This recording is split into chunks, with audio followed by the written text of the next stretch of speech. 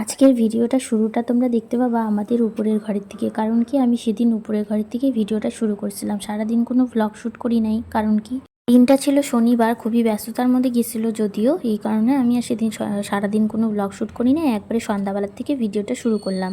ভাবলাম উপরের ঘরে আসলাম তো এখান থেকে ভিডিওটা একটা শুরু করি, পরের দিন তো দিতে হবে। যদিও আমি কালকে কোনো ভিডিও দিতে পারি নাই, কারণ কি কালকে আমরা গিয়ে ঘুরতে গেছিলাম একটু রবিবারে, সেই সমস্ত আস্তে আস্তে তোমরা দেখতে পারবা।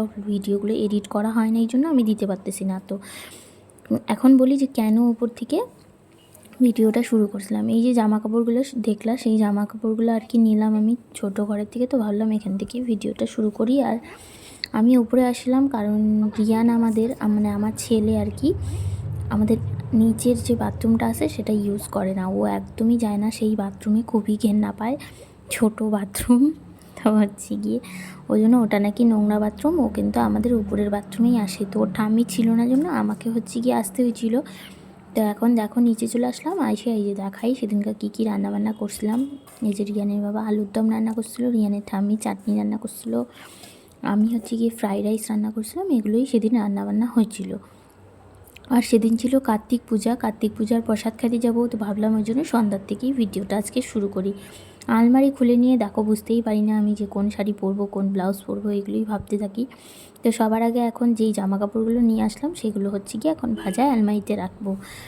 আর এই জামা কাপড়গুলো দেখলাম উপরের ঘরে ছিল, কারণ এগুলো আমি ধুয়ে ছাদে মেলে দিয়ে আসছিলাম। আর রিয়ানের ঠাম্মি আইনে মানে আমি কি করি, আমি একদিন মেলে পরের দিন আবার কি নিয়ে আসি। তবে রিয়ানের ঠাম্মি আবার যদি দেখে যে জামা কাপড় মেলে রেখে আসি, তাহলে আবার নিয়ে এসে আমাদের নিচের ঘরে রাখে, শুকায় গেলে আর না শুকাইলে মেলে দেয়। তো পরের দিন আবার কি নিয়ে আসি বা দিয়ে যায়, এরকম একটা। তো এখন দেখো এই যে এই সুন্দর একটা শাড়ি পরে নিলাম, যাচ্ছি গিয়ে আমাদের শিলিগুড়ি যে আভা মেডিকেল আছে ITI মোড়ে, তোমরা অনেকেই চিনবা। তো সেই আভা মেডিকেলের দাদু হয় সেটা সম্পর্কে, মানে আমার কাকি শাশুড়ির তরফ থেকে। তো সেই দাদুর বাড়িতে আজকে কার্তিক পূজা ছিল, তো সেই এখানেই যাচ্ছি প্রসাদ খাইতে বলে গেছে। তো এখন দেখো রেডি হয়ে নিচ্ছি। আর এই শাড়িটা কিন্তু খুবই সুন্দর, আর হলুদ কালার আমার মধ্যে খুবই ফুটে, হলুদ কালার। এই জন্য আমি এখন কিনতেই চাই না, কারণ বিয়ের পর থেকে আমি এত হলুদ কালার পরছি, কিন্তু সত্যি আমার মধ্যে হলুদ কালারটাই সব থেকে বেশি ফোটে। আর শাড়িটা এতই সফট, এতই গিয়ে নরম, মানে পরতে খুবই অসুবিধা হচ্ছিল। কারণ কি একটা পূজা বাড়িতে যাচ্ছি তো ওরকম পেট বার করে মনে করো, তারপরে গিয়ে ছাড়া পিন করে পরে যাইতে একদমই ভালো লাগতেছিল না। এটা এতটা পাতলা, কিন্তু শাড়িটা সত্যি খুবই সুন্দর, আবার পরতেও ইচ্ছা করতেছিল, মনে হচ্ছিল যেন কবে পরবো এরকম একটা। তো যাই হোক, ওটা হাতের মধ্যে লিপস্টিক দেখাইলাম তোমাদেরকে, এলিটিনের এত ভালো লিপস্টিকটা, জানো তো না পরতে একদমই নষ্ট হয়ে যাচ্ছে। মানে যত লুলাই লিপস্টিক কিনি না কেন লাল ভাইবে, তারপরে গিয়ে সেগুলো হয়ে যায় পিঙ্ক আমার কাছে, কেন জানি না। তো এখন দেখো শাড়িটারি কিন্তু পরা কমপ্লিট। আর এদিকে ব্লাউজের ফিতাটা লাগাতে ভুলে গেছিলাম।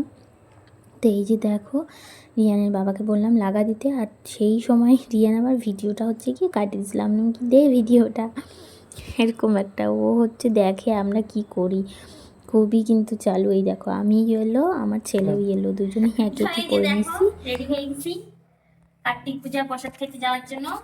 তো তোমরা কারা কারা প্রসাদ খেতে গেলা কমেন্ট করে জানাও। আর এই যে কি যেন আলিয়ান না কিসের ছিল, তো এই যে এখন রাস্তা দিয়ে চলে আসলাম। দেখো পূজার এখানে ছোট্ট একটা ভিডিও করে দিয়েছিলো আমার যা, সেটাই তোমাদের সঙ্গে শেয়ার করলাম। আমি কিন্তু খুবই আমার লজ্জা লাগে, আমি কারো বাড়িতে গিয়ে কিন্তু একদমই ভিডিও করি না, আর পাড়ার মধ্যেও সেরকমভাবে ভিডিও করি না, মানে সেরকম কিছু হয় নাই। তোমরা তো সবাই জানো, সবসময় আমি বলি তোমাদেরকে।